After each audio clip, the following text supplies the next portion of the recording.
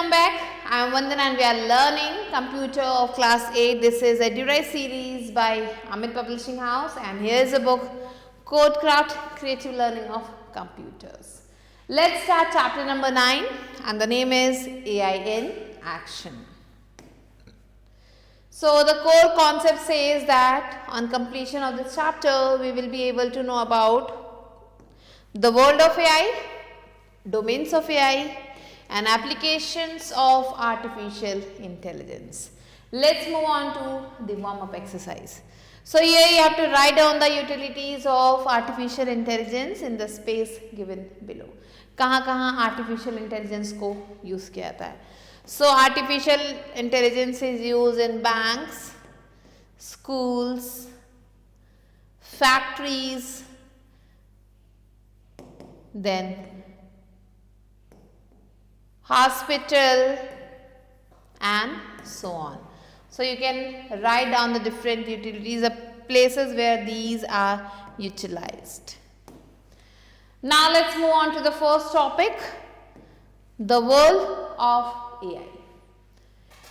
Artificial intelligence means AI is a field of study in computer science that aims to create intelligent machines that think and react to situations in the same way as human beings.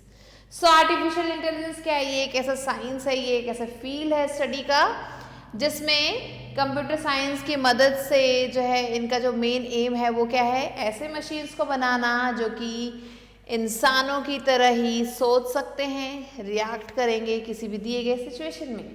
सो ऐसे machines बनाना है जो humans को compete कर सके.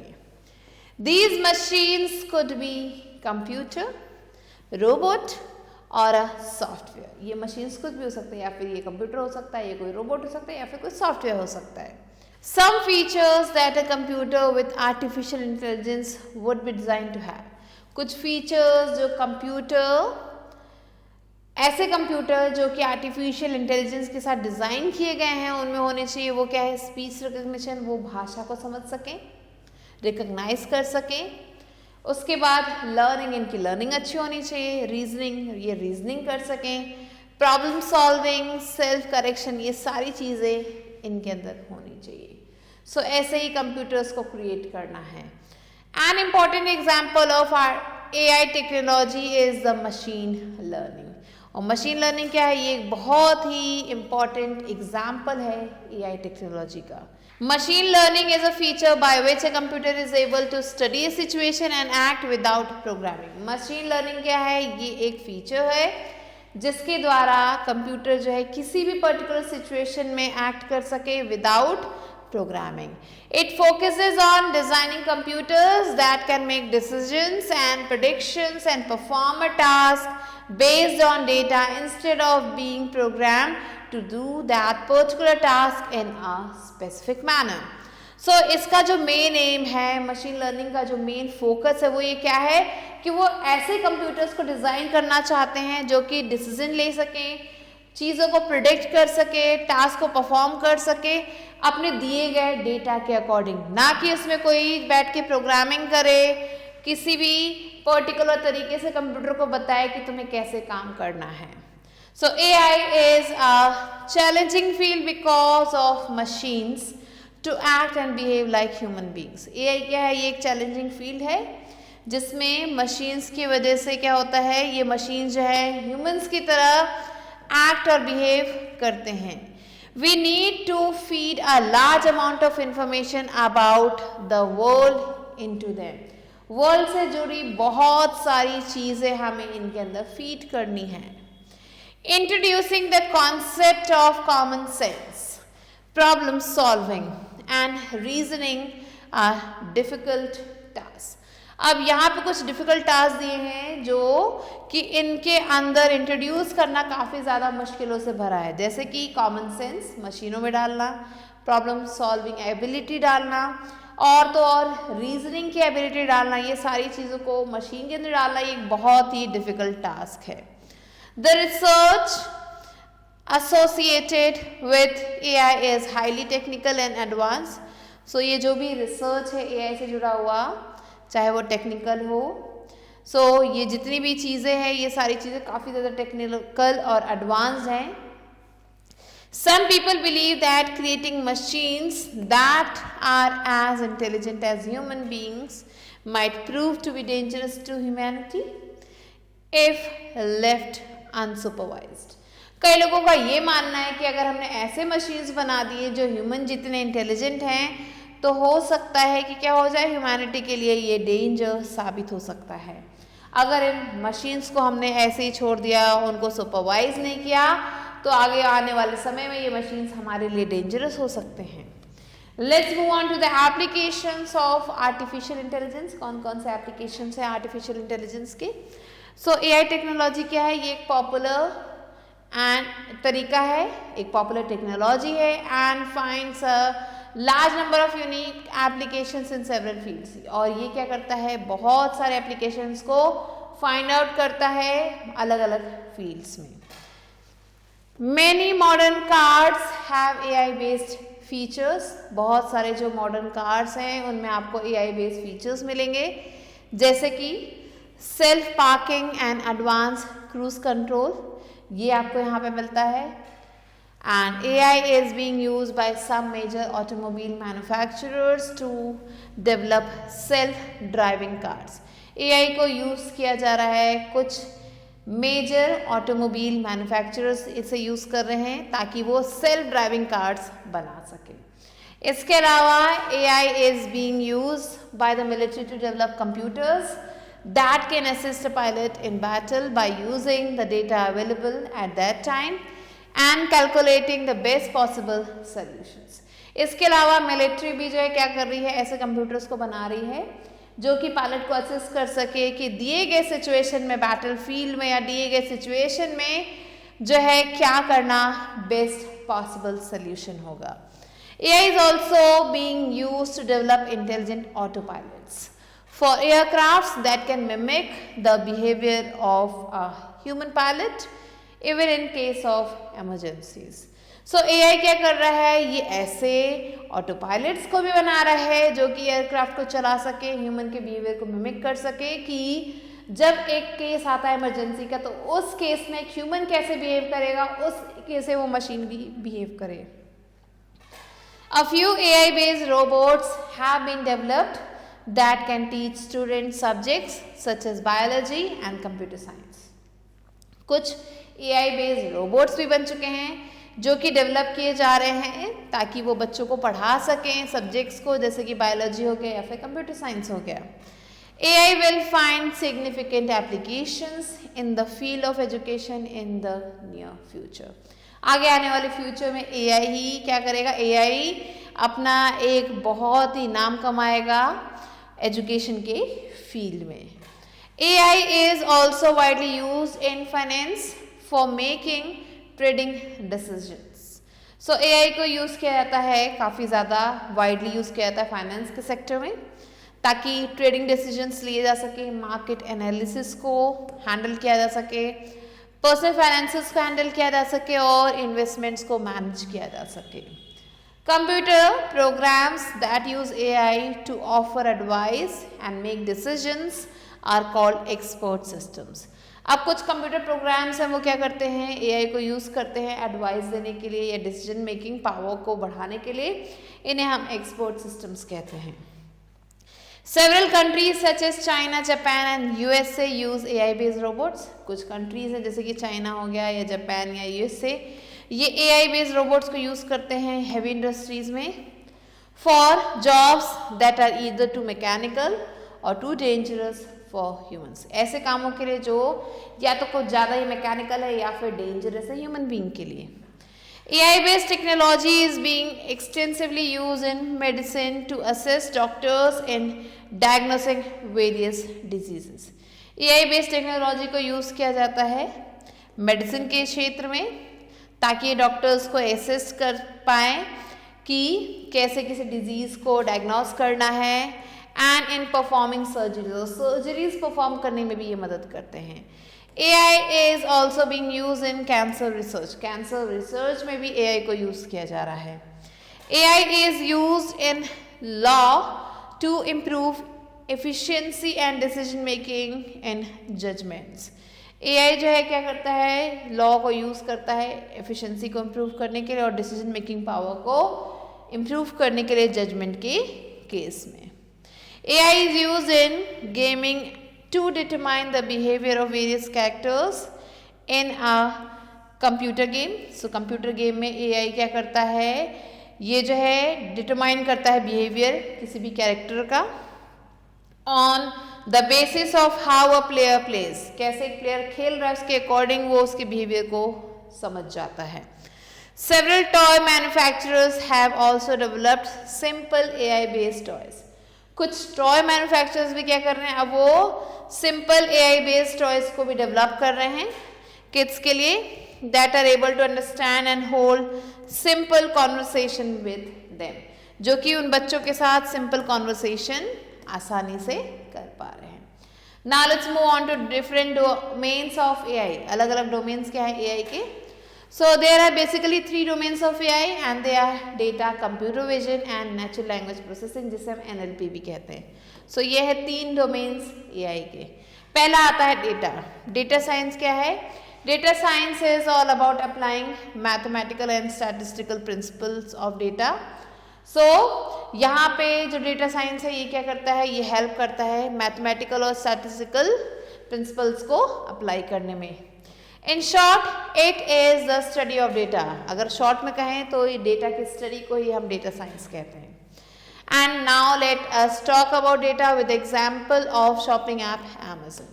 सो यहाँ पे हम data के बारे में सीखेंगे किसकी मदद से, एक शॉपिंग ऐप है Amazon उसकी मदद से. So when you use the Amazon shopping app for buying products, जब भी हम क्या करते हैं Amazon शॉपिंग ऐप को यूज करते हैं प्रोडक्ट्स को खरीदने के लिए, तो एप्लीकेशन क्या करता है, ये हमें रिकमेंडेशन देना शुरू कर देता है, सजेशन देना शुरू कर देता है कि हमें क्या खरीदना चाहिए. हमारी जो भी सर्च हिस्ट्री है इसके अकॉर्डिंग ये हमें अलग अलग प्रोडक्ट्स जो है हमारी प्रेफरेंसेस के अकॉर्डिंग अलग अलग प्रोडक्ट्स जो है सजेस्ट करता है. How do these applications know what you prefer. अब इन एप्लीकेशंस को कैसे पता चलता है कि हमें क्या चाहिए. This is all because of your personal data. हमारे जो भी पर्सनल डेटा है उसके अकॉर्डिंग ये पता चलता है, as well as that of a large number of other users were provided to the algorithm. So इन सब चीज़ों के अकॉर्डिंग जो है AI डिसाइड कर लेता है कि हमें किस तरीके का प्रोडक्ट चाहिए. So now let us first understand what data is. तो चलिए पहले देखते हैं डेटा क्या है. So डेटा क्या है, ये कोर है आर्टिफिशियल इंटेलिजेंस का. आर्टिफिशियल इंटेलिजेंस का मेन पार्ट यही है. एंड अगर हम जनरल में कहें in general, so data is a collection of raw facts that can be process to extract meaningful information. अगर हम दूसरे शब्दों में कहें तो डेटा क्या है, ये कलेक्शन है रॉ फैक्ट्स का जो कि यूज किया जाता है प्रोसेस करने के लिए, एक्सट्रैक्ट करने के लिए मीनिंगफुल इंफॉर्मेशन को. Data can be a piece of information और फैक्ट्स. डेटा जो है एक पीस इंफॉर्मेशन का हो सकता है या फैक्ट्स हो सकते हैं, एंड स्टैटिस्टिक्स हो सकते हैं कलेक्टेड टुगेदर फॉर रेफरेंस और एनालिसिस, जिन्हें एक साथ कलेक्ट किया जाता है रेफरेंस के लिए या फिर एनालिसिस के लिए. It can be in the form of audio, visual और टेक्सचुअल डेटा. ये ऑडियो के फॉर्म में हो सकता है, विजुअल के फॉर्म में हो सकता है या फिर टेक्सचुअल डेटा के फॉर्म में हो सकता है. नंबर्स, वर्ड, सिंबल्स, ये सारी चीज़ें इसमें आती हैं. इट कुड इंक्लूड फैक्ट्स, इसमें फैक्ट्स आ सकते हैं, नंबर्स आ सकते हैं, फिगर्स आ सकते हैं, नेम्स आ सकते हैं, या तो किसी भी ऑब्जेक्ट का डिस्क्रिप्शन आ सकता है. तो ये सारी चीज़ें जो है डेटा के अंदर आती हैं. अब यहाँ पे एक एग्जांपल दिया गया है, जैसे for example test scores of a student. एक बच्चे का टेस्ट स्कोर हम जानेंगे, तो उसके लिए हम क्या करेंगे, we will search keywords on Google typed by a user etcetera. तो यूजर क्या करेगा, कीवर्ड्स को, टेक्स्ट को लिखेगा गूगल पे. Data is very important today for all applications. हर एप्लीकेशन के लिए डेटा काफ़ी ज़्यादा इंपॉर्टेंट है. And it is considered as the digital capital और डिजिटल गोल्ड. इसे डिजिटल कैपिटल या फिर डिजिटल गोल्ड के रूप में माना जाता है. नेक्स्ट आता है data source. So data can B obtain through observation. Data को ऑब्जर्वेशन के थ्रू एक्सट्रैक्ट किया जाता है, मेजरमेंट के थ्रू, स्टडीज के थ्रू या फिर एनालिसिस के through. The common data sources are. अब कुछ कॉमन डेटा सोर्सेज दिए, जैसे internet search engines and social media accounts, यहाँ से डेटा आराम से लिया जा सकता है। Business systems, government systems, internet of things devices जैसे कि इंटरनेट कनेक्टेड स्मार्ट डिवाइसेस हो गए, जैसे कि स्मार्ट एयर कंडीशनर्स हो गए, रेफ्रिजरेटर्स हो गए, तो इन सब जगहों से डेटा इजीली लिया जा सकता है। Now data as a domain of AI. So data is used to train artificial intelligence models. Artificial intelligence की जो भी मॉडल्स हैं उन्हें ट्रेन करने के लिए डेटा को यूज किया जाता है। Data is the key to artificial intelligence. ये क्या है, डेटा जो है आर्टिफिशियल इंटेलिजेंस की तरफ बढ़ता हुआ एक की है। And artificial intelligence needs data to build its intelligence. Artificial intelligence को क्या चाहिए, डेटा चाहिए ताकि वो अपने इंटेलिजेंस को और ज़्यादा बढ़ा सके। इनिशियली, सब्सिक्वेंटली एंड कंटिन्यूसली, बार बार लगातार आर्टिफिशियल इंटेलिजेंस को यही डेटा चाहिए ताकि वो और ज़्यादा इंटेलिजेंट बन सके।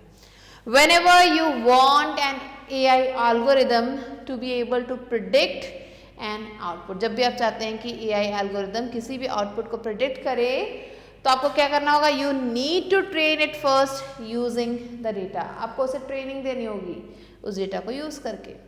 So in the above example of Amazon shopping, जो अभी हम पढ़ रहे थे Amazon shopping के एग्जाम्पल के बारे में, तो यहाँ पे क्या होता है, the AI algorithm has been initially trained with large volumes of data from users that shop on the website in terms of the products they search for and buy।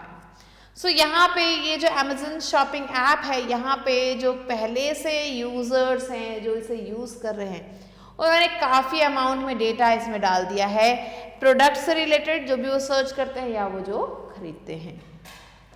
So based on the user's age, user की age के according, उसके search history के according, उसके purchasing history के according AI क्या करता है, वो खुद को ट्रेन कर लेता है, रिकॉग्नाइज कर लेता है क्या पर्टिकुलर पैटर्न को आप फॉलो करते हैं प्रोडक्ट्स में एंड क्या प्रोडक्ट्स आपको उसके जैसे ही खरीदने का मन होगा। So the algorithm then predicts what another user is also likely to bye.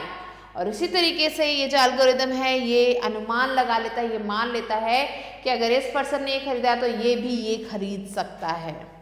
Based on its training and recommends the products to users. तो अपनी ट्रेनिंग के अकॉर्डिंग ये दूसरे यूजर्स को भी वैसे ही प्रोडक्ट्स दिखाता है। Next comes data sets. So related data is grouped into data sets. So जो भी दिए गए रिलेटेड डेटा है वो डेटा सेट्स में ग्रुप्ड है। A data set is a set of numbers और values। data set क्या है, ये set of numbers हैं, values हैं that pertain to a specific topic, जो किसी भी एक specific topic से जुड़े हुए हैं। For example, test scores of students in a class or what a user searched for on the internet on different days। तो यहाँ पे एक एग्जाम्पल दिया जहाँ पे टेस्ट स्कोर्स दिए हैं स्टूडेंट के एक क्लास में, या फिर क्या एक यूजर सर्च कर रहा है इंटरनेट पे अलग अलग दिनों पे। तो ये जो है कुछ एग्जाम्पल्स हैं डेटा सेट्स के। नेक्स्ट आता है data type in AI.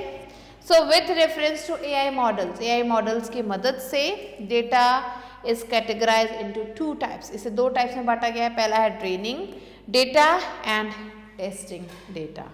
So training data क्या है, training data is use for training the model. ये डेटा यूज किया जाता है जिसमें 70% डेटा होता है, ये मॉडल को जो है ट्रेन करने के लिए यूज किया जाता है। It is the initial data set that programmers use to teach a machine और machine learning application to recognise patterns and trends. So ये क्या है, ये एक इनिशियल डेटा सेट है जो प्रोग्रामर्स यूज़ करते हैं मशीन को सिखाने के लिए या मशीन लर्निंग एप्लीकेशंस को सिखाने के लिए कि कौन सा पैटर्न चल रहा है, कौन सा ट्रेंड चल रहा है, उसके अकॉर्डिंग ये मशीन्स को सिखाते हैं। For better efficiency of an AI project the training data should be relevant and authentic. So अगर आप चाहते हैं कि जो हमारा एआई प्रोजेक्ट है वो बहुत ही एफिशिएंसी से काम करे तो जो ट्रेनिंग डेटा है वो रिलेवेंट होना चाहिए और ऑथेंटिक होना चाहिए। For example if the online shopping application is not trained on a correct data, अगर जो ऑनलाइन शॉपिंग एप्लीकेशन है उसको सही डेटा से ट्रेनिंग नहीं मिली है तो क्या होगा, द एप्लीकेशन में recommend products that the user has no interest in buying, तो एप्लीकेशन क्या करेगा, वो प्रोडक्ट्स दिखाएगा जिसमें यूजर का कोई इंटरेस्ट ही नहीं है, and the user may move on to another shopping website, और यूजर क्या करेगा, दूसरे शॉपिंग वेबसाइट पे मूव ऑन कर जाएगा। नेक्स्ट इज टेस्टिंग डेटा, तो ये था ट्रेनिंग डेटा, अब हम पढ़ेंगे टेस्टिंग डेटा के बारे में। सो testing data is use for evaluating the model, ये जो डेटा है इसे मॉडल को इवेलुएट करने के लिए रखा गया है। यहाँ पे ऊपर तो 70% डेटा यूज कर रहा था, यहाँ पे 30% यूज किया जा रहा है, and it is use while testing और validating the AI models accuracy, इसे यूज किया जाता है जब एआई मॉडल एक्यूरेसी को टेस्ट करना हो या फिर वैलिडेट करना हो। For example, if the online shopping application is trained on a biased data, अगर ये जो हमारा ऑनलाइन शॉपिंग एप्लीकेशन है इसको एक बायस डेटा पर ट्रेनिंग दे दी गई तो क्या होगा, द एप्लीकेशन में रिकमेंड ओनली अ लो कॉस्ट प्रोडक्ट, एप्लीकेशन सिर्फ लो कॉस्ट प्रोडक्ट को ही रिकमेंड करेगा टू अ सर्टेन पॉपुलेशन और जेंडर, सो दिए गए एक सर्टेन पॉपुलेशन को या फिर जेंडर को वो लो कॉस्ट प्रोडक्ट्स ही रिकमेंड करेगा। This error can be identified during the testing process, और ये जो एरर है टेस्टिंग प्रोसेस में इजीली आइडेंटिफाई किया जा सकता है। Next comes computer vision, so as humans we can see things, analyse it and then do the required action on the basis of what we see, so humans के रूप में हम क्या कर सकते हैं, चीज़ों को देख सकते हैं, उन्हें एनालाइज कर सकते हैं, फिर उससे रिलेटेड जो भी एक्शन करना है वो हम करते हैं।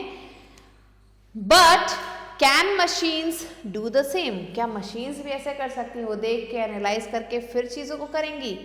Can machines have the eyes that the humans have, क्या मशीन्स के पास वो आंखें हैं जो ह्यूमंस के पास हैं।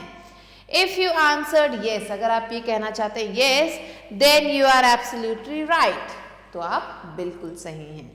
Computer vision is a field of artificial intelligence, computer vision artificial intelligence का एक फील्ड है जो कि क्या करता है, ट्रेन करता है कंप्यूटर्स को ताकि वो इंटरप्रेट कर सके, अंडरस्टैंड कर सके विजुअल वर्ल्ड को, and it is like imparting human intelligence, ये क्या है, ये एक तरीका है जिससे हम ह्यूमन इंटेलिजेंस को, इंस्टिंक्ट्स को कंप्यूटर्स को दे रहे हों।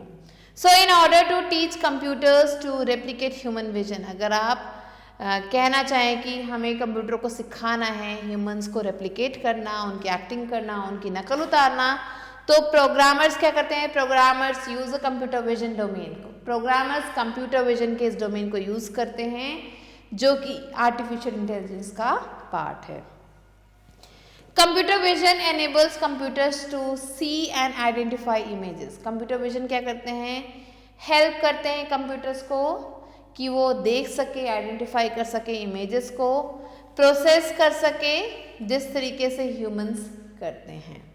So using images from cameras and videos, AI models enable machines to accurately identify and classify the objects as well as interpret and understand the visual world.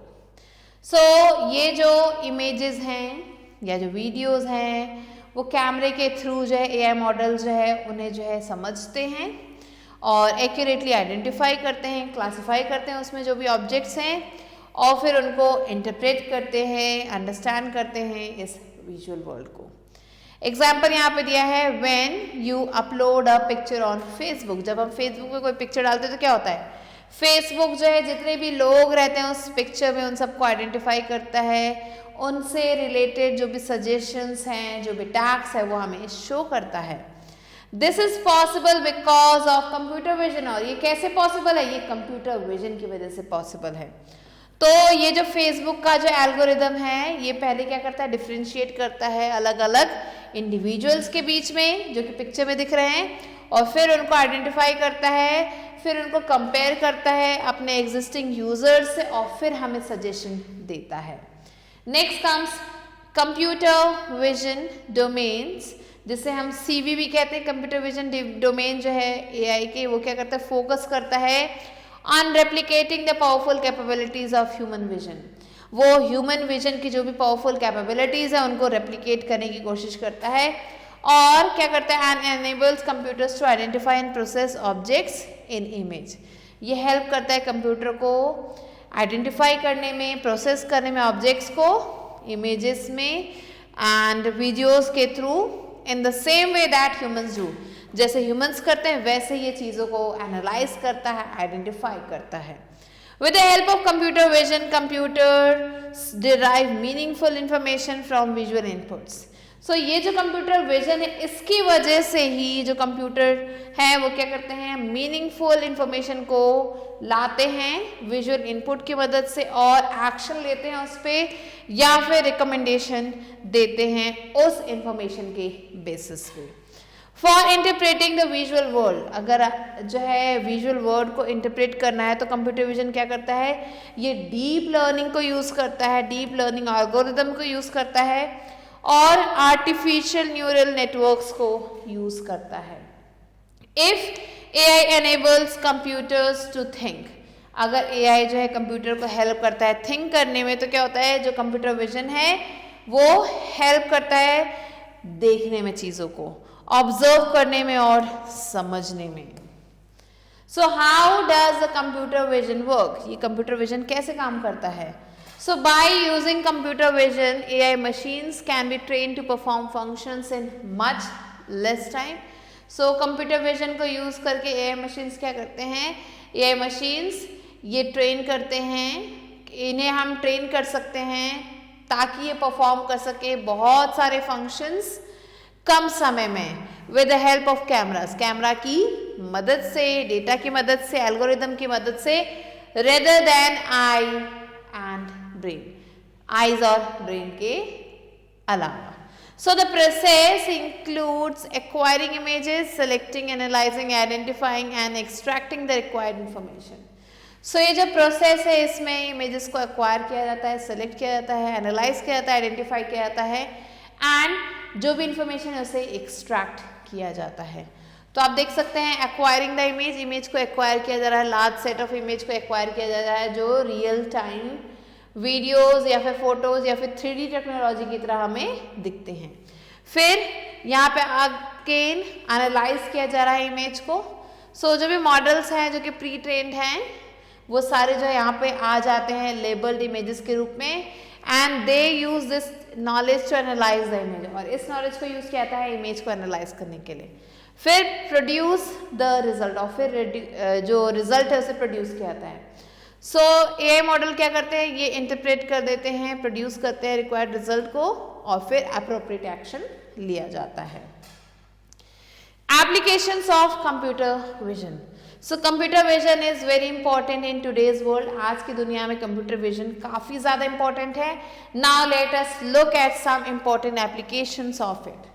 तो चलिए इसके कुछ इंपॉर्टेंट एप्लीकेशंस के बारे में पढ़ते हैं। तो पहला आता है सेल्फ ड्राइविंग कार्स। ये क्या करता है, ये मूवमेंट को डिटेक्ट करता है, पेडिस्ट्रियन चल रहा है या व्हीकल चल रहा है उनके मूवमेंट्स को ये डिटेक्ट करता है, उसके अकॉर्डिंग एक्ट करता है। अब बात करते हैं हेल्थ केयर की। तो हेल्थ केयर में जो कंप्यूटर विजन है वो डायग्नोस करता है बीमारियों को, असिस्टिव सर्जरी प्रोवाइड करता है और ड्रग डिस्कवरी में भी मदद करता है। फिर है मैन्युफैक्चरिंग। सो मैन्युफैक्चरिंग इंडस्ट्री में कंप्यूटर विजन प्रोडक्टिविटी को इंक्रीज करता है और एफिशिएंसी को बढ़ाता है। Next agriculture. तो एग्रीकल्चर में it helps in planting, harvesting, weather analysis. Next comes facial recognition. तो फेशियल रिकग्निशन में ये जो भी डिवाइसेस उसकी सिक्योरिटी को इम्प्रूव करता है, आइडेंटिफाई कर देता है क्रिमिनल्स को। नेक्स्ट आता है इमेज आइडेंटिफिकेशन। तो ये क्या करता है, कंपेयर करता है इमेजेस को, सर्च करता है इमेजेस को। फिर है ऑटोमेटेड रिटेल। तो ये स्टोर विदाउट कैशियर और चेकआउट स्टेशंस। तो वहाँ पे ये यूज़ किया जाता है ऐसे स्टोर्स जहाँ पे कैशियर नहीं है या ऐसे स्टोर्स जहाँ पे चेकआउट स्टेशन नहीं है, उन जगहों पे ऑटोमेटेड रिटेल, उन शॉप्स पे ये काफ़ी ज़्यादा हेल्पफुल है। फिर आता है रोबोटिक्स। तो स्पेस मिशन में ये मदद करता है और रेस्क्यू मिशंस में ये काफ़ी ज़्यादा मदद करता है। क्या? Computer vision. So here you can see their definitions are given here, their details are given. So retail store, one of newest and most innovative applications of computer vision is its use in retail shopping. So एक बहुत ही newest कह सकते हो आप, most innovative application कह सकते हैं computer vision का, वो ये है कि इसे रिटेल शॉपिंग में यूज़ किया जाता है. Amazon Go is an innovative retail store. Amazon Go क्या है? ये एक innovative retail store है where there are no cashiers और checkout stations. ना तो यहाँ आपको कैशियर कोई मिलेगा, ना ही कोई चेकआउट स्टेशन मिलेगा. It is partially automated store. ये पार्शियली ऑटोमेटेड स्टोर है that is created by utilising computer vision, जिसे क्रिएट किया जाता है कंप्यूटर विजन को यूज करके. फिर आते हैं ऑटोनॉमस व्हीकल्स.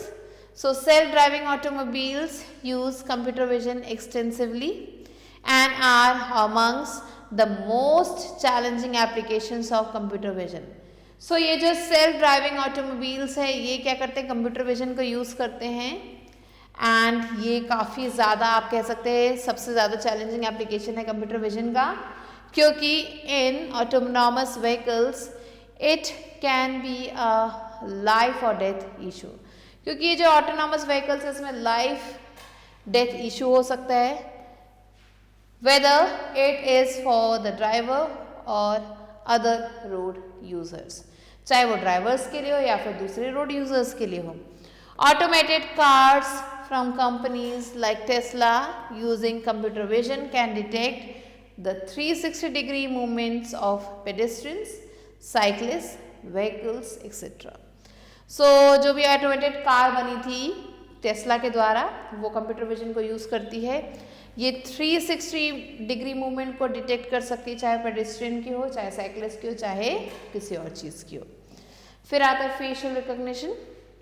फेशियल रिकॉग्निशन क्या है? ये एक टेक्नोलॉजी है जो कि आइडेंटिफाई कर सकता है, वेरीफाई कर सकता है पर्सन को फ्रॉम अ डिजिटल इमेज और अ वीडियो. सो पर्सन को ये डिजिटल इमेज या फिर वीडियो के थ्रू जो है इजीली आइडेंटिफाई कर पाता है. It is used as security for unlocking devices. इससे सिक्योरिटी के रूप में यूज़ किया जाता है डिवाइसेस को अनलॉक करने के लिए. And also by investigation agencies to identify criminals. और इन्वेस्टिगेशन एजेंसीज भी इसे यूज़ करते हैं क्रिमिनल्स को आइडेंटिफाई करने के लिए. Social media applications like Facebook use it for identifying and tagging people. So ये जो सोशल मीडिया एप्लीकेशन है जैसे फेसबुक हो गया, ये क्या करता है? इसे यूज़ करता है आइडेंटिफाई करने के लिए और लोगों को टैग करने के लिए. सो ये जो सोशल मीडिया एप्लीकेशंस हैं जैसे फेसबुक है, ये क्या करता है? फेशियल रिकॉग्निशन को यूज़ करता है आइडेंटिफाई करने के लिए और टैग करने के लिए लोगों को. Next comes natural language processing, जिसे हम NLP कहते हैं.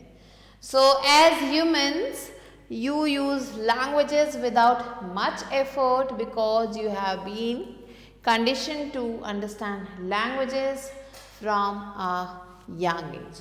So as humans हम लोग जो है किसी भी लैंग्वेज को बहुत आसानी से समझ पाते हैं क्योंकि हमें बचपन से उस लैंग्वेज को समझना सिखाया गया है.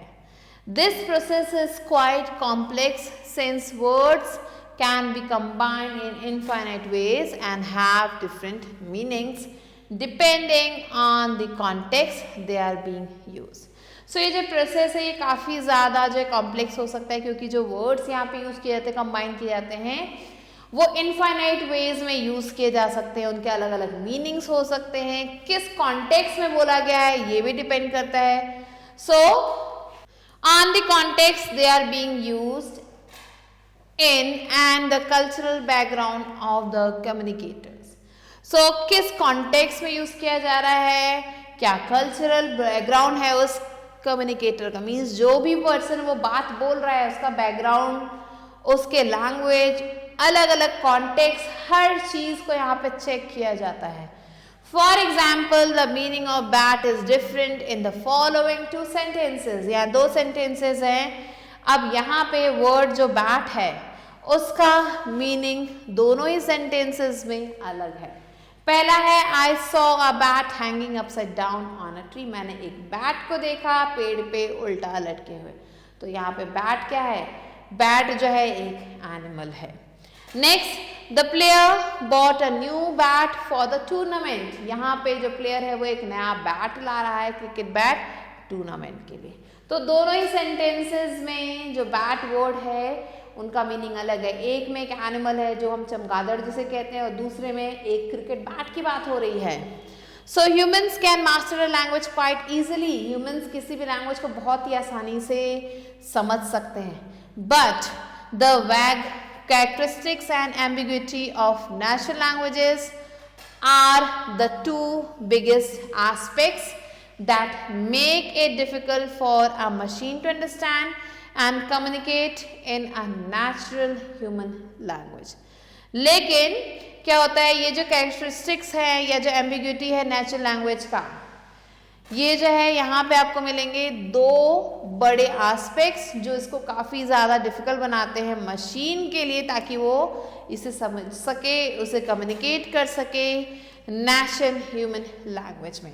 सो मशीन्स के लिए लैंग्वेज काफ़ी ज़्यादा कॉम्प्लेक्स है। In order to narrow the communication gap, इस कम्युनिकेशन गैप को कम करने के लिए between machines and humans, humans और मशीन्स के बीच में ये जो नेचुरल लैंग्वेज प्रोसेसिंग है NLP, इस डोमेन को यूज़ किया जा रहा है, जो कि आर्टिफिशियल इंटेलिजेंस का एक डोमेन है।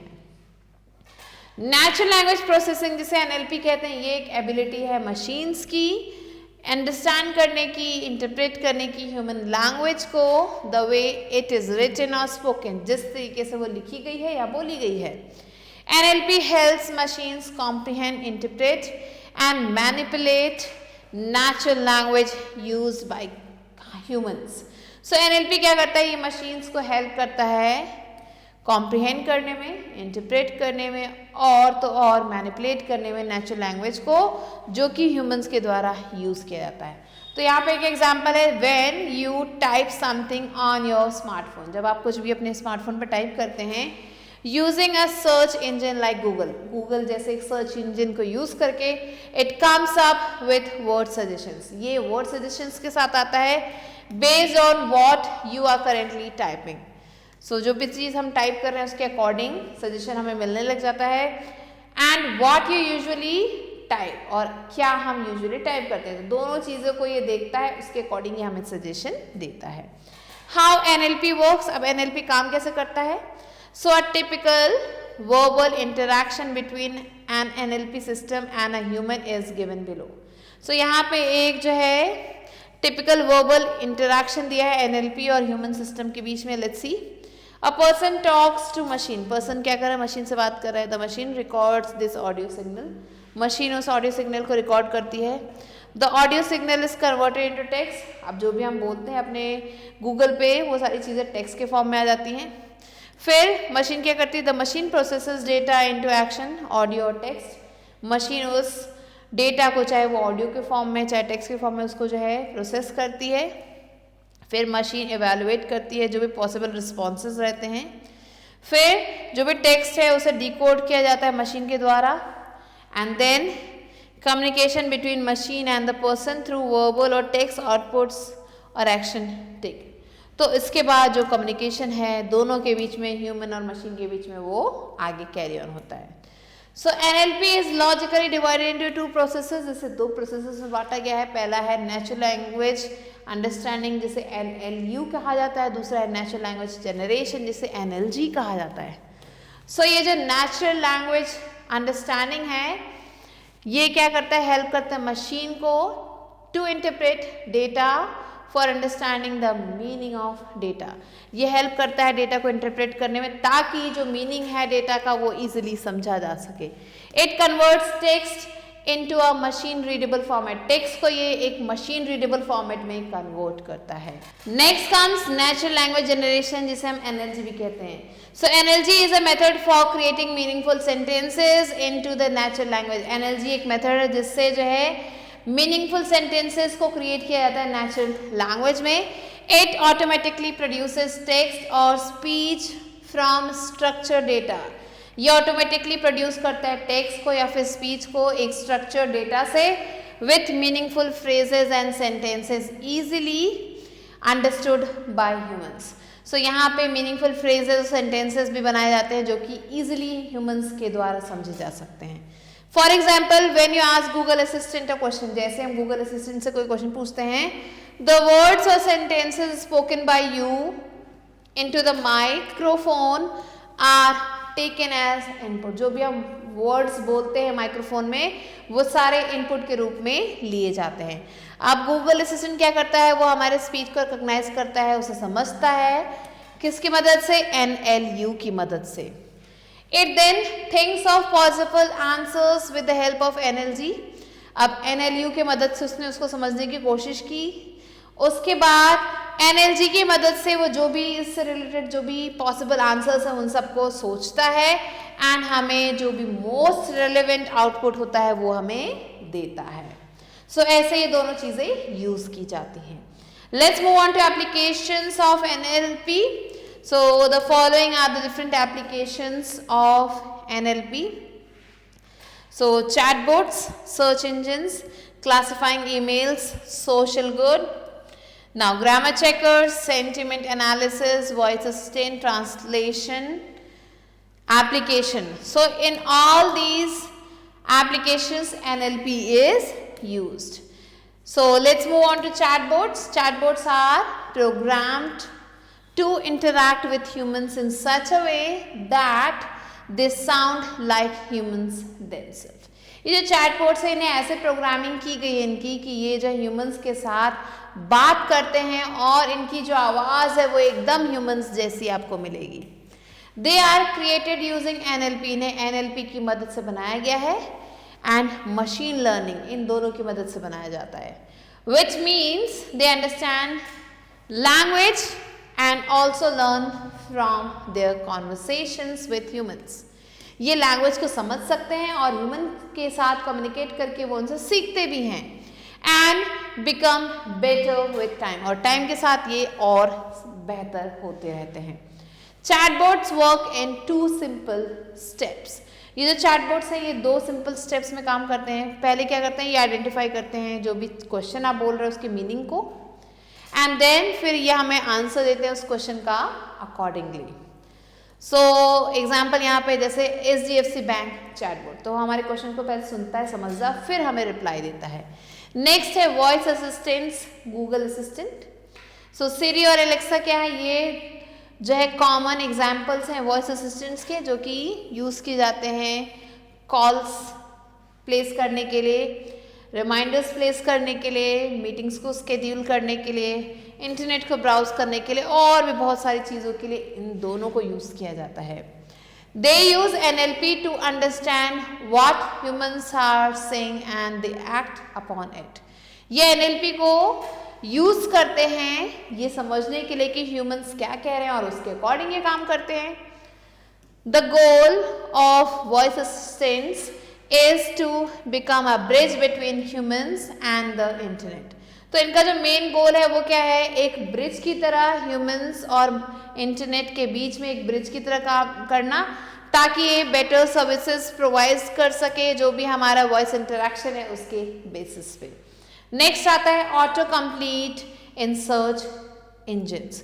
सो सर्च इंजिन्स में क्या होता है, जैसे कि गूगल है, ये एक सर्च इंजन है, ये क्या करता है, ये गेस करता है जो भी यूजर टाइप कर रहा है, हम टाइप कर रहे हैं वो गेसिंग प्रोसेस जो है ऑटोमेटिकली चलता रहता है जब तक हमारा सेंटेंस कंप्लीट ना हो जाए। All this suggestions are provided using auto complete that uses NLP to guess what users want to ask. अब ये जो सजेशन है कैसे चलते हैं, ये NLP की मदद से चलते हैं जो कि गेस करने की कोशिश करता है कि यूजर हमसे क्या पूछना चाहता है। Search engines use their enormous data. अब ये जो सर्च इंजिन्स हैं ये अपने एनॉर्मस काफ़ी बड़े डेटा को यूज़ करते हैं और एनालाइज करते हैं कि यूज़र क्या टाइप करना चाहता है। When they enter particular word, जब कोई पर्टिकुलर वर्ड यूज़र डालता है तो सजेशन स्टार्ट हो जाते हैं, जो भी कॉमन पॉसिबिलिटीज़ है वो सारी हमें सजेस्ट की जाती हैं। नेक्स्ट है ईमेल क्लासिफिकेशन एंड फिल्टरिंग। सो ये जो ईमेल सर्विसेज हैं जैसे कि जीमेल हो गया, ये भी NLP को यूज़ करता है आइडेंटिफाई करने के लिए कि whether an email is spam और यूजफुल, ये जानने की कोशिश करता है, ये इस चीज़ को आइडेंटिफाई करता है कि जो ईमेल है वो स्पैम है, जो कि अनवांटेड ईमेल होता है, या फिर यूजफुल ईमेल है. And this ensures that you do not have to be bothered too much by promotional emails. और इसकी मदद से क्या होता है, हम प्रमोशनल ईमेल से बच जाते हैं. तो ये ऐसे हमारी मदद करता है. So this was the chapter. Now let's move on to flashback time. So artificial intelligence, जिसे हम AI भी कहते हैं, is a field of study in computer science that aims to create intelligent machines that think and react to situations in the same way as human being. Data science is all about applying mathematical and statistical principles to data. In short, it is the study of data. Computer vision is a field of artificial intelligence that trains computers to interpret and understand the visual world. It is like imparting human intelligence and instincts to a computer. Natural language processing, NLP, is the ability of machines to understand and interpret human language the way it is written or spoken. NLU helps the machine to interpret data for understanding the meaning of data, and it converts text into a machine readable format. NLG is a method for creating meaningful sentences in natural language, and it automatically produces text or speech form structured data with meaningful phrases and sentences easily understood by humans. So these are some of the important points that you have to remember. Now let's move on to book exercise, which is knowledge check. So your A exercises mark the correct response. First question is, there are dash domains of AI 3, 4, 5, 6. So here the correct answer is 3. Second one is, dash of AI is concerned with facts, numbers, figures, names or description of objects. And the options are data, NLP domain, both A and B, none of these. Here the correct answer is data. Third, a dash is a set of numbers or values that pertain to a specific topic. Data set. Computer vision, both A and B, none of these. Correct answer is data set. Question number 4, dash data is used for evaluating the model. 30% of the data, testing, training, NLU or NLG. Correct answer is testing. Fifth one, dash enables computers to see and identify images, processing them the way humans would. Computer vision, NLP, NLG, NLU. Correct answer is computer vision. Now the sixth one is, dash is a technology that is capable of identifying or verifying a person from a digital image or a video, and the options are facial recognition, retail stores, both A and B, none of these. So here the correct answer is A, facial recognition. So these are the answers that you have to write down. Now let's move on to B exercise, which is gap fill exercise. Here the first one is, data science is all about applying mathematical and statistical principles to data. Second, NLP is the ability of machines to understand and interpret human language the way it is written or spoken. Third, NLU helps the machine to interpret data for understanding the meaning of data. Fourth one, NLG is a method for creating meaningful sentences in natural language. Fifth one, data can be obtained through observations, measurements, studies or analysis. And the sixth one is, machine learning is a feature by which a computer is able to study a situation and act without programming. Let's move on to C exercise, which is true and false assessment. Here the first one is, NLP helps machines identify and process pictures. False. Next, second one, NLU converts text into a machine readable format. Yes, true. Third one, Google Assistant recognizes your speech and understands it. True.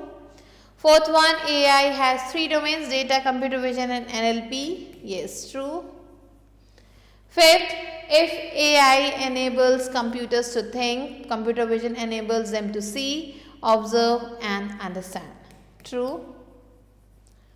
Sixth one, with reference to AI models, data is of 3 types. Yes, true. So these are the answers that you have to write down. So these are the answers that you have to mark. Now let's move on to D exercise, which is give appropriate responses to the questions. Here the first one is, what is artificial intelligence? So artificial intelligence is the ability of computer to think, learn and make decisions like humans do. Now question number 2, write any 2 applications of AI. So 2 applications of AI are facial recognition and Google Assistant. Next, question number 3, name the 3 domains of AI. The 3 domains of AI are data, computer vision and NLP, which is natural language processing. Question number 4 is define computer vision. Computer vision is a field of AI that helps to see, identify, process images and videos as humans do.